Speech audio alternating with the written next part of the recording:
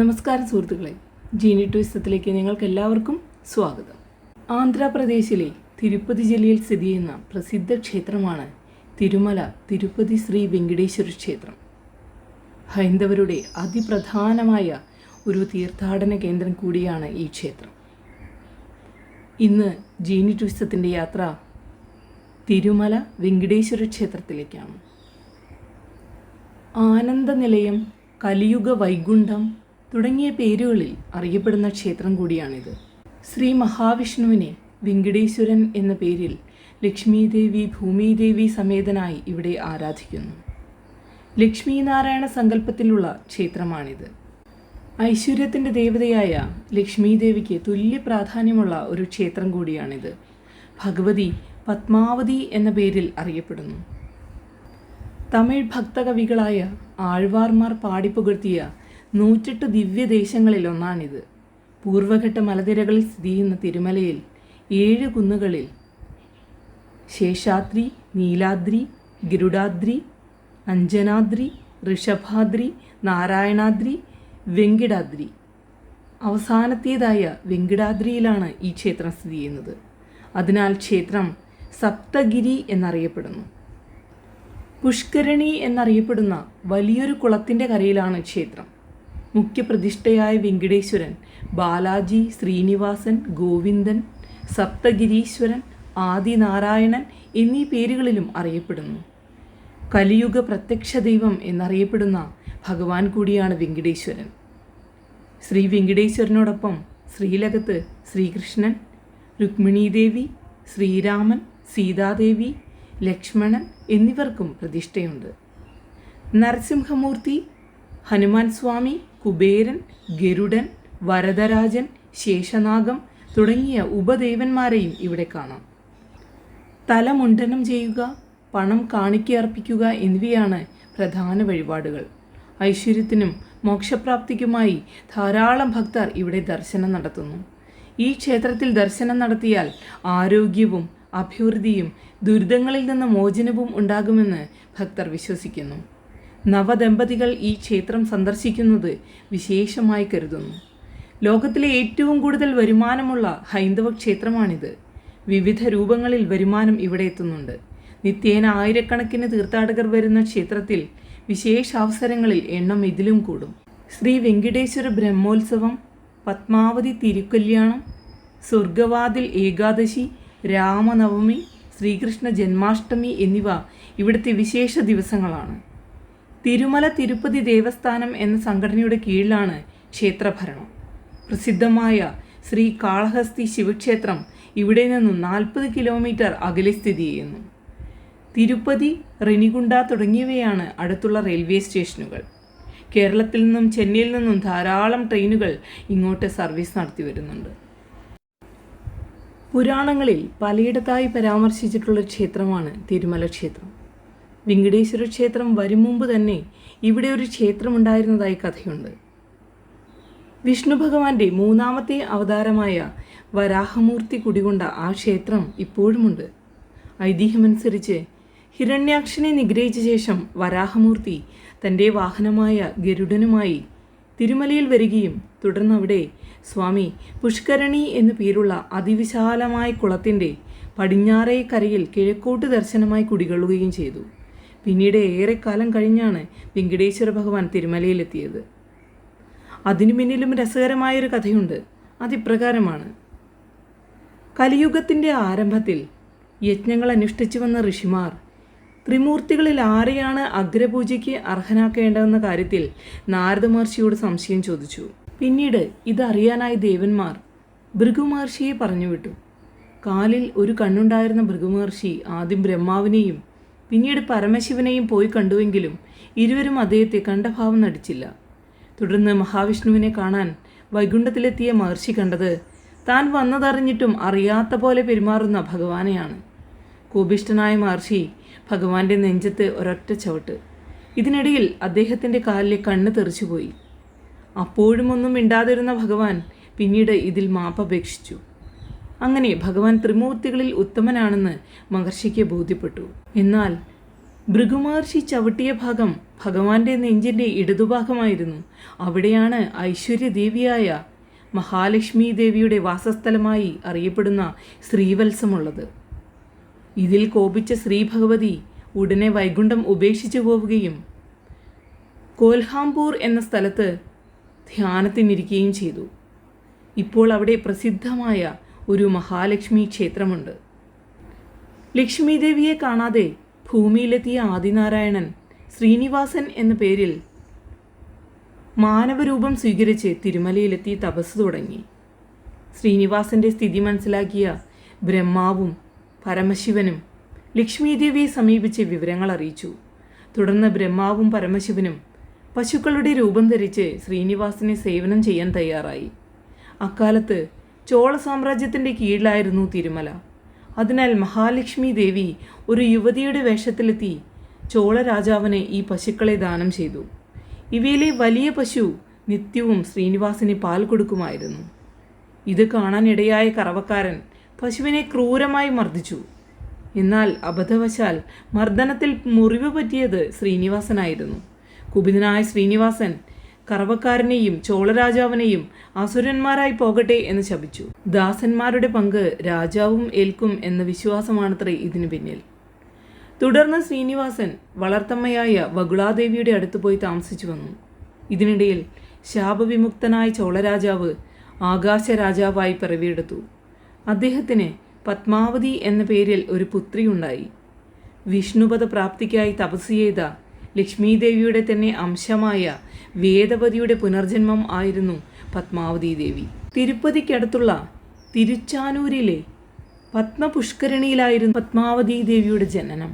ശ്രീനിവാസനുമായി രാജകുമാരി പത്മാവതി ദേവിയുടെ വിവാഹം നടക്കുമെന്നും അത് മഹാഭാഗ്യമാണെന്നും പിന്നീട് നാരദ മഹർഷി ആകാശരാജിനെ അറിയിക്കുന്നു. ശ്രീനിവാസനും പത്മാവതി ദേവിയും തമ്മിൽ വിവാഹിതരായി. നാരായണവാരം എന്ന സ്ഥലത്ത് വെച്ചായിരുന്നു അത്രേ വിവാഹം. എന്നാൽ വിവാഹ ചെലവുകൾക്ക് ആവശ്യമായ പണം ദരിദ്രനായ ശ്രീനിവാസന്റെ പക്കലില്ലായിരുന്നു. ഒടുവിൽ ബ്രഹ്മാവിൻ്റെയും പരമശിവന്റെയും ഉപദേശപ്രകാരം വിവാഹ ചെലവുകൾക്ക് ആവശ്യമായ ധനം ശ്രീനിവാസൻ ധനത്തിൻ്റെ അധിപതിയും ലക്ഷ്മീദേവിയുടെ കാര്യസ്ഥനുമായ കുബേരനിൽ നിന്ന് കടം വാങ്ങുന്നു. അങ്ങനെ ഭഗവാൻ സ്വയം കുബേരന് കടക്കാരനായി മാറി. കടക്കാരനായ ശ്രീനിവാസൻ വായുദേവനെ വിളിച്ച് സ്വർഗത്തിൽ നിന്നും ലക്ഷ്മീദേവിയുടെ ഇരിപ്പിടമായ താമരപ്പൂവ് കൊണ്ടുവരാൻ ആവശ്യപ്പെടുന്നു. ഭഗവാന്റെ അപേക്ഷപ്രകാരം മഹാലക്ഷ്മി ദേവി ഉടനെ ആ താമരപ്പൂവിൽ പ്രത്യക്ഷപ്പെടുന്നു. തൻ്റെ കടബാധ്യത വീട്ടാനായി പണം കാണിക്കയർപ്പിക്കുന്ന ഭക്തർക്ക് അവരുടെ ആഗ്രഹം പോലെ സമ്പത്തും ഐശ്വര്യവും ആരോഗ്യവും കാര്യസിദ്ധിയും നൽകി അനുഗ്രഹിക്കണമെന്ന് ഭഗവാൻ മഹാലക്ഷ്മി ദേവിയോട് ആവശ്യപ്പെടുന്നു. ഭക്തരുടെ അഭീഷ്ടങ്ങളെ താൻ ഉടനെ സാധിപ്പിച്ചു കൊടുക്കാമെന്നും ഐശ്വര്യങ്ങൾ നൽകാമെന്നും ശ്രീ ഭഗവതി ഭഗവാനോട് പറയുന്നു. അപ്പോൾ നാരായണൻ വിശ്വരൂപം പ്രാപിക്കുകയും ആനന്ദനിലയമെന്ന തിരുമല ക്ഷേത്രത്തിൽ പ്രവേശിച്ച് സ്വയം ശിലയായി മാറുകയും ചെയ്തു. സംഭവം കണ്ട എല്ലാവരോടും സകലരുടെയും ദുഃഖദുരിതങ്ങൾ തീർക്കാൻ ഭഗവാൻ മഹാലക്ഷ്മി സമേതനായി വെങ്കിടാദ്രിയിൽ കലിയുഗത്തിലെ പ്രത്യക്ഷ ദൈവമായി കുടികൊള്ളാൻ പോവുകയാണെന്ന് ബ്രഹ്മാവും പരമശിവനും പറയുകയുണ്ടായി. അപ്പോൾ ഇരു ദേവിമാരും ഭഗവാനോടൊപ്പം ലയിച്ചു ചേർന്നു. മഹാലക്ഷ്മി ദേവി ഭഗവാന്റെ നെഞ്ചിൻ്റെ ഇടതുഭാഗത്തും പത്മാവതി ദേവി വലതുഭാഗത്തും കുടികൊണ്ടു. അങ്ങനെ ലക്ഷ്മി സമേതനായ മഹാവിഷ്ണു തിരുപ്പതിയിൽ സർവ്വദുഃഖഹരനായി കുടികൊള്ളുന്നു. മഹാലക്ഷ്മി ദേവിയാകട്ടെ തിരുപ്പതിയിലെത്തുന്ന ഭക്തർക്ക് അവരുടെ ആഗ്രഹപ്രകാരം അഷ്ടൈശ്വര്യങ്ങൾ ചൊരിഞ്ഞുകൊണ്ട് ഭഗവാനോടൊപ്പം നിലകൊള്ളുന്നു. തിരുമല വെങ്കിടേശ്വര ക്ഷേത്രത്തിലൂടെയുള്ള നമ്മുടെ യാത്ര തുടരാം. ക്ഷേത്രത്തിൻ്റെ ചരിത്രം എപ്രകാരമാണ്? ക്ഷേത്രവുമായി ബന്ധപ്പെട്ട ആദ്യത്തെ ചരിത്രരേഖ പല്ലവരാജ്ഞിയുടെ കാലത്ത് AD 966 ഇറക്കിയതാണ്.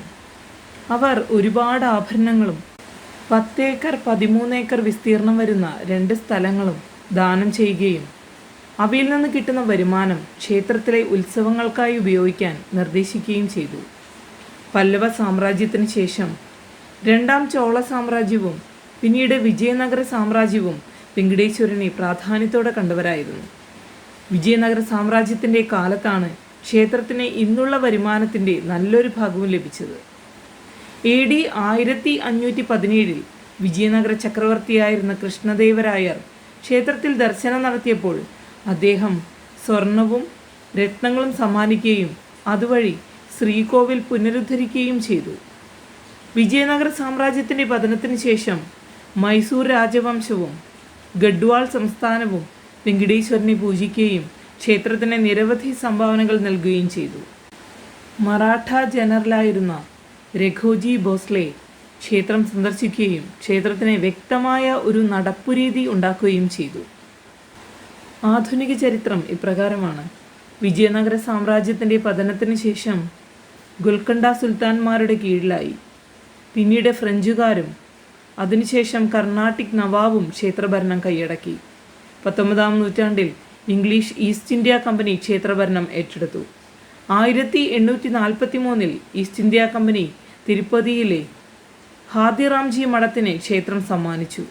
1933 തിരുമല തിരുപ്പതി ദേവസ്ഥാനം രൂപം കൊള്ളും വരെ ഹാദിറാംജി മഠാധിപതിയായിരുന്നു ക്ഷേത്രാധികാരി. 1951 ക്ഷേത്രം ആന്ധ്ര സർക്കാരിൻ്റെ കീഴിൽ നേരിട്ട് കൊണ്ടുവന്നെങ്കിലും പിന്നീട് വീണ്ടും TTD ഏറ്റെടുക്കുകയായിരുന്നു. ചരിത്രപ്രധാനമായ നിരവധി ശിലാലിഖിതങ്ങൾ തിരുമല ക്ഷേത്രത്തിലുണ്ട്. പ്രധാന ക്ഷേത്രത്തിലെയും അടിവാരത്തിലെയും തിരുച്ചാനൂരിലെയും ശിലാലിഖിതങ്ങളുടെ എണ്ണം മാത്രം 10,000-നടുത്ത് വരും. പല ശിലാലിഖിതങ്ങളും വീണ്ടെടുക്കാനാവാത്ത വിധം നഷ്ടപ്പെട്ടു പോയിട്ടുമുണ്ട്. ബാക്കിയുള്ളവ TTD പ്രസിദ്ധീകരിച്ചിരിക്കുന്നു. തമിഴ്, തെലുങ്ക്, കന്നഡ എന്നീ ഭാഷകളിലാണ് ശിലാലിഖിതങ്ങളെല്ലാം എഴുതിയിട്ടുള്ളത്. ശിലാലിഖിതങ്ങളെ കൂടാതെ പ്രസിദ്ധമാണ് 15-ാം നൂറ്റാണ്ടിൽ ജീവിച്ചിരുന്ന ഭക്തകവിയായിരുന്ന താളപ്പാക്ക അന്നമാചാര്യ എഴുതിയ കൃതികളും. 30,000-ഓളം കൃതികൾ രചിച്ച അദ്ദേഹത്തിൻ്റെ കൃതികൾ പിൽക്കാലത്ത് ചെമ്പുഫലകങ്ങളിൽ ആലേഖനം ചെയ്യുകയായിരുന്നു. തെലുങ്ക് ഭാഷാ പണ്ഡിതന്മാരുടെയും സംഗീതജ്ഞരുടെയും പഠനങ്ങൾക്ക് ഇവ ഉപകാരമായിട്ടുണ്ട്. തെക്കേ ഇന്ത്യ ഭരിച്ച എല്ലാ രാജാക്കന്മാരുടെയും പ്രശംസയ്ക്ക് വിധേയമായിട്ടുള്ള ക്ഷേത്രമാണ് ശ്രീ വെങ്കടേശ്വര ക്ഷേത്രം. നമുക്ക് ഇനി ക്ഷേത്രത്തിലേക്കുള്ള യാത്രാമാർഗം എപ്രകാരമാണെന്ന് നോക്കാം. തിരുപ്പതി നഗരത്തിൻ്റെ ഉയർന്ന ഭാഗമായ തിരുമലയിൽ വെങ്കിടാദ്രിയുടെ നെറുകിലാണ് വെങ്കടേശ്വര ക്ഷേത്രം കുടികൊള്ളുന്നത്. അടിവാരത്തു നിന്ന് 21 കിലോമീറ്റർ ദൂരമുണ്ട് ക്ഷേത്രം വരെ. പോകുന്ന വഴിയിൽ 7 മലകൾ കടന്നു പോകണം. ശേഷാദ്രി, നീലാദ്രി, ഗരുഡാദ്രി, അഞ്ജനാദ്രി, ഋഷഭാദ്രി, നാരായണാദ്രി, വെങ്കിടാദ്രി എന്നിവയാണ് 7 മലകൾ. ഇതു കാരണം തെലുങ്കിൽ ഏതുകൊണ്ടലവട എന്നും തമിഴിൽ ഏഴുമലയൻ എന്നും ഭഗവാൻ അറിയപ്പെടുന്നു. അടിവാരത്തുള്ള അലിപിരി എന്ന സ്ഥലത്ത് നിന്നാണ് ഈ യാത്ര ആരംഭിക്കുന്നത്. ഇവിടെ നിന്ന് ഒരു നടപ്പാതയും ഇരുഭാഗത്തേക്കും ഗതാഗതമുള്ള 2 റോഡുകളും കാണാം. ഈ ഭാഗത്ത് വലിയൊരു കവാടവും അതിനടുത്ത് ഭഗവാന്റെ വാഹനമായ ഗരുഡൻ്റെ ഒരു പ്രതിമയുമുണ്ട്. ശ്രീ വെങ്കടേശ്വര ദേശീയോദ്യാനത്തിൻ്റെ ഭാഗമായി പോകുന്ന വഴിയിൽ ധാരാളം ചെറിയ ക്ഷേത്രങ്ങളും തീർത്ഥസ്ഥാനങ്ങളും കാണാം. പ്രകൃതിയൊരുക്കുന്ന ദൃശ്യവിരുന്നാണ് ബാക്കിയെല്ലാം. മനോഹരമായ നിരവധി വെള്ളച്ചാട്ടങ്ങളും ഇടയ്ക്കിടെ കടന്നുപോകുന്ന കൊച്ചരുവികളും കണ്ണിന് കുളിർമയേകുന്നു. നടന്ന് മല കയറുന്ന സ്ഥലത്ത് നിന്ന് ഒരൽപ്പം മാറി ഒരു പാറയിൽ ഹനുമാൻ സ്വാമിയുടെ മുഖം പ്രകൃതിദത്തമായി ഉണ്ടായിട്ടുള്ളത് ശ്രദ്ധേയമാണ്. ഗണപതി ഭഗവാൻ, ശ്രീകൃഷ്ണൻ, നരസിംഹമൂർത്തി തുടങ്ങിയ മൂർത്തികളുടെ ക്ഷേത്രങ്ങളും ഇവിടെ കാണാം. ഗോവിന്ദ ഗോവിന്ദ വിളികളോടെ ഭക്തർ മല കയറുന്നത് കാണേണ്ട കാഴ്ചയാണ്. മലമ്പാത തുടങ്ങുന്ന സ്ഥലത്ത് ഒരു കവാടം കാണാം. കവാടത്തിന് മുകളിലായി ശ്രീദേവി ഭൂദേവി സമേതനായ വെങ്കടേശ്വരനെയും ഭഗവാനെ തൊഴുതു നിൽക്കുന്ന ഗരുഡനെയും ഹനുമാൻ സ്വാമിയെയും കാണാം. മല കയറുന്നവർ ചെരുപ്പിടാൻ പാടില്ല എന്നാണ് വിശ്വാസം. അതിനാൽ ചെരുപ്പുകളും ബാഗുകളും സൂക്ഷിക്കാൻ പ്രത്യേക കൗണ്ടർ ഇവിടെ പണിതിട്ടുണ്ട്. നടന്ന് മല കയറുന്ന വഴി തുടങ്ങുന്ന സ്ഥലത്തിനടുത്തായി ശ്രീവാരി പാതാല മണ്ഡപം എന്ന പേരിൽ ചെറിയൊരു ക്ഷേത്രം കാണാം. ഇവിടുത്തെ മൂർത്തിയും വെങ്കടേശ്വര സ്വാമി തന്നെയാണ്. ഹൈന്ദവ വിശ്വാസമനുസരിച്ച് വെങ്കടേശ്വര സ്വാമി എല്ലാ ദിവസവും രാത്രി പടിയിറങ്ങി വന്ന് തിരുച്ചാനൂരിലുള്ള പത്മാവതീ ദേവിയുടെ അടുത്തേക്ക് പോകുന്ന വഴിയിൽ ഭഗവാൻ വിശ്രമിക്കുന്ന സ്ഥലമാണത്രേ പാതാല മണ്ഡപം. ഇവിടെ പാദരക്ഷകൾ ഉപേക്ഷിച്ചാണ് തുടർന്നുള്ള യാത്ര. ഇതിനടുത്ത് മറ്റൊരു ചെറിയ ക്ഷേത്രമുണ്ട്. ലക്ഷ്മി സമേതനായ മഹാവിഷ്ണു ഭഗവാൻ കുടികൊള്ളുന്ന ഈ ദൈവാലയം തന്മൂലം ലക്ഷ്മി നാരായണ ക്ഷേത്രം എന്നറിയപ്പെടുന്നു. ഇവിടുത്തെ ശ്രീകോവിൽ ആനന്ദനിലയം എന്ന പേരിലാണ് അറിയപ്പെടുന്നത്. ക്ഷേത്രത്തിലെ പ്രധാന മൂർത്തികൾ വെങ്കടേശ്വരസ്വാമി, ശ്രീകൃഷ്ണൻ, ശ്രീരാമൻ, വിശ്വക്സേനൻ, സുദർശനമൂർത്തി, ഹനുമാൻ സ്വാമി എന്നിവരാണ്. ഇവിടുത്തെ പ്രധാന ഉത്സവങ്ങൾ ആർജിത ബ്രഹ്മോത്സവം, വൈകുണ്ഠ ഏകാദശി, രഥസപ്തമി, രാമനവമി, ശ്രീകൃഷ്ണ ജന്മാഷ്ടമി എന്നിവയാണ്. ഉപക്ഷേത്രങ്ങൾ ഇവയൊക്കെയാണ്: വരദരാജസ്വാമി ക്ഷേത്രം, യോഗ നരസിംഹസ്വാമി ക്ഷേത്രം, ഗരുഡക്ഷേത്രം, ഭൂവരാഹസ്വാമി ക്ഷേത്രം, ബേഡി ആഞ്ജനേയ ക്ഷേത്രം, വകുളാദേവി ക്ഷേത്രം, കുബേര സന്നിധി, രാമാനുജാചാര്യ സന്നിധി. സമീപ ക്ഷേത്രങ്ങൾ തിരുച്ചാനൂർ പത്മാവതി ക്ഷേത്രം, തിരുപ്പതി ഗോവിന്ദരാജസ്വാമി ക്ഷേത്രം, കപിലതീർത്ഥം കപിലേശ്വര ക്ഷേത്രം, കോദണ്ഡ രാമസ്വാമി ക്ഷേത്രം, താതയ്യാകുണ്ട ഗംഗമ്മ ക്ഷേത്രം ഇവയാണ്. തിരുമല തിരുപ്പതി ബാലാജി ക്ഷേത്ര സമുച്ചയം വിശാലവും നിരവധി ഏക്കറുകളോളം വ്യാപിച്ചു കിടക്കുന്നതുമാണ്. നിരവധി മണ്ഡപങ്ങളും പ്രാകാരങ്ങളും ഉൾപ്പെടെ വിവിധ ഘടനകൾ ഇതിൽ ഉൾപ്പെടുന്നു. ദ്രാവിഡ വിജയനഗര ശൈലികളുടെ സമന്വയമാണ് വാസ്തുവിദ്യ. സങ്കീർണമായ കൊത്തുപണികളും ശില്പങ്ങളും എല്ലാം ഇവിടെയുണ്ട്. ക്ഷേത്ര സമുച്ചയത്തിൻ്റെ കേന്ദ്ര ബിന്ദുവാണ് വെങ്കടേശ്വര ഭഗവാന്റെ പ്രധാന ആരാധനാലയം. ദേവനെ പ്രതിഷ്ഠിച്ചിരിക്കുന്ന ഗർഭഗൃഹം എന്നാണ് ഇതറിയപ്പെടുന്നത്. കറുത്ത കല്ലിൽ തീർത്ത വെങ്കടേശ്വര വിഗ്രഹം വിപുലമായ ആഭരണങ്ങൾ കൊണ്ട് അലങ്കരിച്ചിരിക്കുന്നു. ഭക്തർ തങ്ങളുടെ പ്രാർത്ഥനകൾ ഇവിടെ അർപ്പിച്ച് അനുഗ്രഹം തേടുന്നു. ക്ഷേത്രത്തിൽ ഭക്തർക്കായി പ്രത്യേക ദർശന സമയങ്ങൾ പാലിക്കേണ്ടതുണ്ട്. സാധാരണയായി ക്ഷേത്രം അതിരാവിലെ തുറക്കുകയും രാത്രി വൈകി അടയ്ക്കുകയും ചെയ്യും. വിവിധ വിഭാഗങ്ങൾക്കായുള്ള പ്രത്യേക ദർശനങ്ങൾ ഉൾപ്പെടെ വിവിധ സമയ സ്ലോട്ടുകളിൽ ഭക്തർക്ക് ദർശനം നടത്താം. ക്ഷേത്രത്തിൽ വലിയ ആഘോഷങ്ങൾ നടക്കാറുണ്ട്. 9 ദിവസം കൊണ്ടാടുന്ന ബ്രഹ്മോത്സവം ക്ഷേത്രത്തിലെ ഏറ്റവും പ്രധാനപ്പെട്ട ഉത്സവമാണ്. വിവിധ വാഹനങ്ങളിൽ, അതായത് രഥങ്ങളിൽ ഘോഷയാത്രയായി ദേവനെ പുറത്തേക്ക് കൊണ്ടുപോകുന്നു. ഈ മംഗളകരമായ സംഭവത്തിന് സാക്ഷ്യം വഹിക്കാൻ നിരവധി ഭക്തരാണ് എത്താറുള്ളത്. ഇവിടെ ക്ഷേത്രം രാവിലെ 3 മണിക്ക് തുറക്കുകയും പൊതുദർശനം അടുത്ത ദിവസം 1 മണിക്ക് ശേഷം നിർത്തുകയും ചെയ്യുന്നു. എന്നിരുന്നാലും ക്ഷേത്രത്തിലേക്കുള്ള പ്രവേശനം നൽകുന്ന അലിപ്പിരി ടോൾ ഗേറ്റ് രാത്രി 11:30 വരെ പ്രവർത്തിക്കുന്നു. ദൈനംദിന പൂജകൾ ഇപ്രകാരമാണ്: രാവിലെ 3 മണിക്ക് സ്വർഗീയ നിദ്രയിൽ നിന്ന് ഭഗവാനെ ഉണർത്തുന്ന വിശുദ്ധ സുപ്രഭാത സേവയിലൂടെയാണ് ദിവസം ആരംഭിക്കുന്നത്. അടുത്തത് തോമല സേവയാണ്. ഈ സേവയിൽ ദേവനെ മാലകളും പൂക്കളും കൊണ്ട് അലങ്കരിക്കുന്നു. 8 മണിയോടെ ആരംഭിക്കുന്ന വിശേഷാൽ പൂജ ആഴ്ചയിൽ ഒരിക്കൽ തിങ്കളാഴ്ചകളിൽ നടത്തപ്പെടുന്നു. തിരുമല ക്ഷേത്രത്തിൽ നിരവധി പൂജകളും അനുഷ്ഠാനങ്ങളും നടക്കുന്നുണ്ട്. സുപ്രഭാതം, തോമാല സേവ, സഹസ്ര ദീപാലങ്കാര സേവ എന്നിവ ദൈനംദിന പൂജകളിൽ ചിലതാണ്. വിശേഷ പൂജ, അഷ്ടദള പാദ പത്മാരാധന, സഹസ്രകലശാഭിഷേകം തുടങ്ങിയ സപ്താഹ ചടങ്ങുകളും ഇവിടെ നടത്തപ്പെടുന്നുണ്ട്. ക്ഷേത്രത്തിൽ ബ്രഹ്മോത്സവം പോലുള്ള വാർഷിക ഉത്സവങ്ങളും നടത്താറുണ്ട്. ക്ഷേത്രം പുലർച്ചെ 3 ദർശനത്തിനായി തുറന്ന് അടുത്ത ദിവസം 1:30 അടയ്ക്കും. എന്നിരുന്നാലും പുലർച്ചെ 1 മണിക്ക് ശേഷം പൊതുദർശനം നിർത്തുന്നു. കൗണ്ടർ സമയം രാവിലെ 8 മുതൽ വൈകിട്ട് 5 വരെയാണ്. തിരുമല ക്ഷേത്രം സന്ദർശിക്കുന്നതിന് മുമ്പ് ശ്രദ്ധിക്കേണ്ട ചില കാര്യങ്ങളുണ്ട്. ആഗോളതലത്തിൽ ഏറ്റവും തിരക്കേറിയ തീർത്ഥാടന കേന്ദ്രങ്ങളിൽ ഒന്നാണ് തിരുമല ക്ഷേത്രം.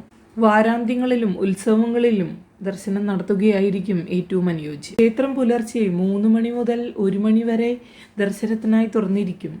എന്നിരുന്നാലും തിരക്ക് കുറവുള്ള അതിരാവിലെയോ വൈകുന്നേരമോ ആയിരിക്കും സന്ദർശിക്കാൻ ഏറ്റവും അനുയോജ്യമായ സമയം.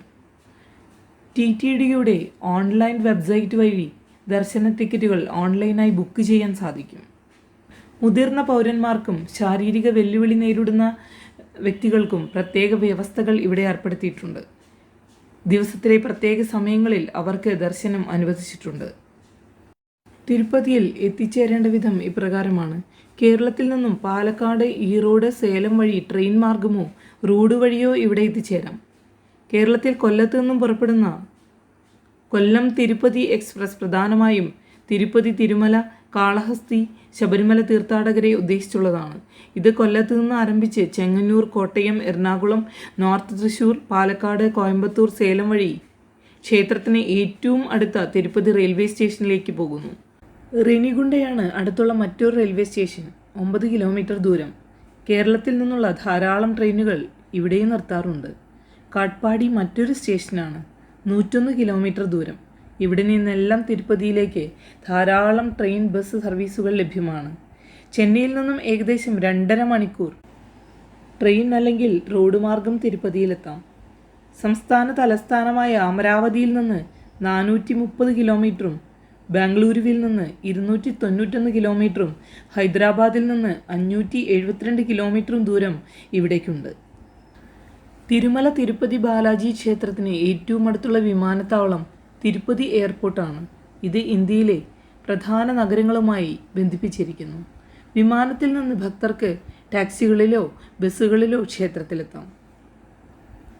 തിരുമല തിരുപ്പതി ബാലാജി ക്ഷേത്രം വിശ്വാസത്തിൻ്റെയും ഭക്തിയുടെയും ആത്മീയതയുടെയും ഒരു തെളിവായി ഇപ്പോഴും നിലകൊള്ളുന്നു. അതിൻ്റെ സമ്പന്നമായ ചരിത്രവും വാസ്തുവിദ്യാ വൈഭവവും മതപരമായ പ്രാധാന്യവും ലോകമെമ്പാടുമുള്ള ദശലക്ഷക്കണക്കിന് ഭക്തർക്ക് തീർച്ചയായും സന്ദർശിക്കേണ്ട ഒരു സ്ഥലമാക്കി ഈ ക്ഷേത്രത്തെ മാറ്റുന്നു. ഈ ക്ഷേത്രത്തിലേക്കുള്ള തീർത്ഥാടനം ഭക്തർക്ക് ദൈവവുമായി ആഴത്തിലുള്ള ബന്ധം അനുഭവിക്കാനും സംതൃപ്തമായ ജീവിതത്തിനായി അനുഗ്രഹം തേടാനും അവസരമൊരുക്കുന്നു. സുഹൃത്തുക്കളെ, നമ്മുടെ തിരുപ്പതി യാത്ര ഇവിടെ അവസാനിക്കുകയാണ്. നമ്മുടെ ജീവിതത്തിൽ എപ്പോഴെങ്കിലും നമുക്ക് ഭാഗ്യമുണ്ടാവുകയാണെങ്കിൽ തിരുപ്പതി, തിരുമല, വെങ്കടേശ്വര ക്ഷേത്രം സന്ദർശിക്കുന്നതിനും തിരുപ്പതി വെങ്കടേശ്വര സ്വാമിയുടെയും മറ്റ് ദേവിമാരുടെയും ദേവന്മാരുടെയും എല്ലാം അനുഗ്രഹം പ്രാപ്തമാക്കുന്നതിനുമുള്ള എല്ലാ അവസരങ്ങളും ഉണ്ടാവട്ടെ എന്ന് പ്രാർത്ഥിക്കുന്നു.